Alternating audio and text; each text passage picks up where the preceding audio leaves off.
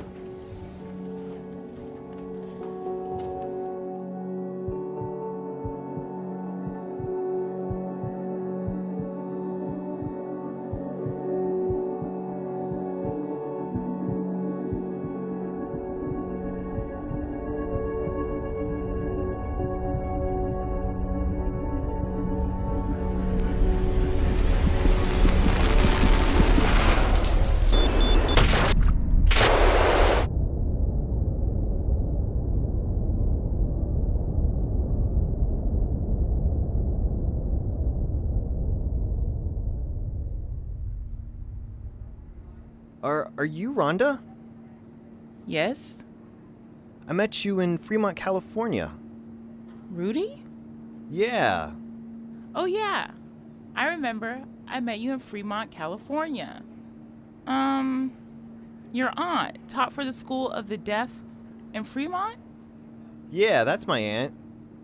She taught there for many years, but retired some time ago. Why are you here? I just moved up here a month ago.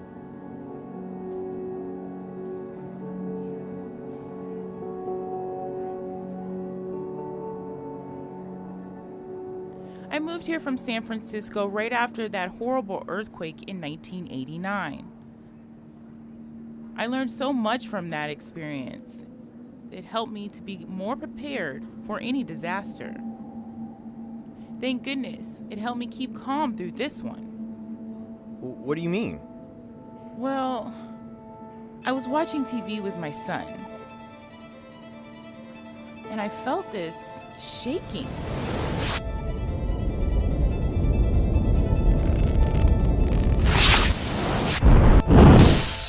And things started shattering.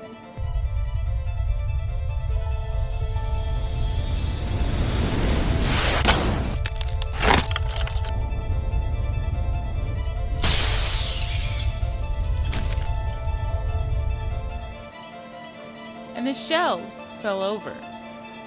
Things were falling everywhere.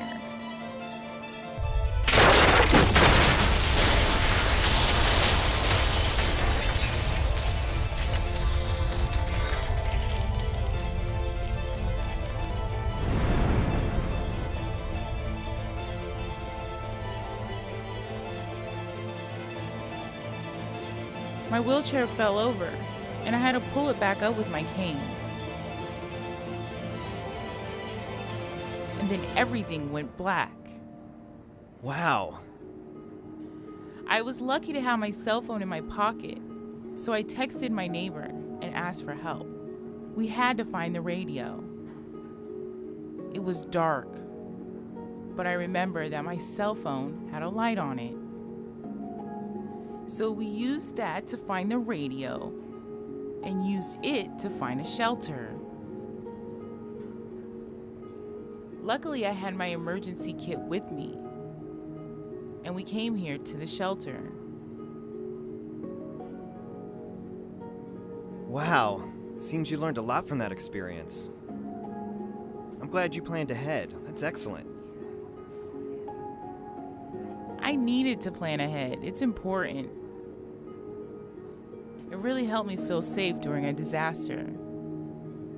It was really important to make a list of important information, like my kids' school, insurance information, and family contacts. Oh, and it's really important that we have 2 separate meeting places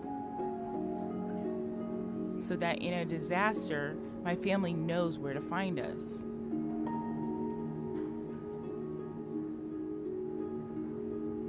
Why? Why would you set up 2 different meeting places? Well, if we have an earthquake or a fire or anything, and if one meeting place is damaged or destroyed, we know where to go for the second meeting place, like a school or a grocery store. And it's important that I write down important information about my family medication needs. I practice with my son 4 times a year. It's important to practice with family and children. Practice more often if you have children with special needs. Where would I get more information? Go to www.ready.gov. Great! I'll check out the website when the electricity comes back on. We really rely on technology these days to let family know we're okay. We can send an email, text, or use social media to communicate with others. Thank goodness for technology. Now that I have a kid, my son and I are prepared to stay at home for up to 7 days. Why 7 days? Because we are so far from the lower 48. It can take a while to get supplies up here. So we need to be prepared at home. Have non-perishable food and water. Each person should have 1 gallon of water per day for up to 7 days. So for my son and I, it's 14 gallons between the 2 of us. I also need to have important documents, family contacts, medication, extra cash, flashlight, and a radio. It's important to have extra batteries, and also some spare change. So, hold on. You can't hear. What do you need a radio for? Well, I can use a radio because members of my family can hear, and they can listen and write things down for me. You mentioned it's important to have cash. Why not just use an ATM? Because the power is out. You can't use an ATM. So it's important to have cash. Good point. So, if I'm going to evacuate my home, how am I supposed to carry all those gallons of water? I have a small go kit in a backpack. It has enough supplies for 2 days. It's important you have water.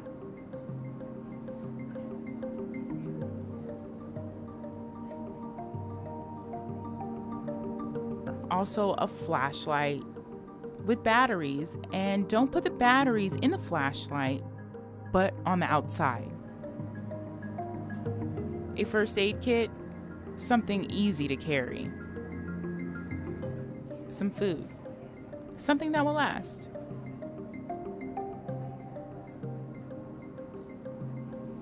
A space blanket that can keep you warm.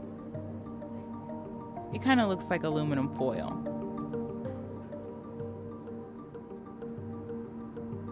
A radio. These are always important to have. Plus, have a notepad and pencil to help you communicate with hearing people.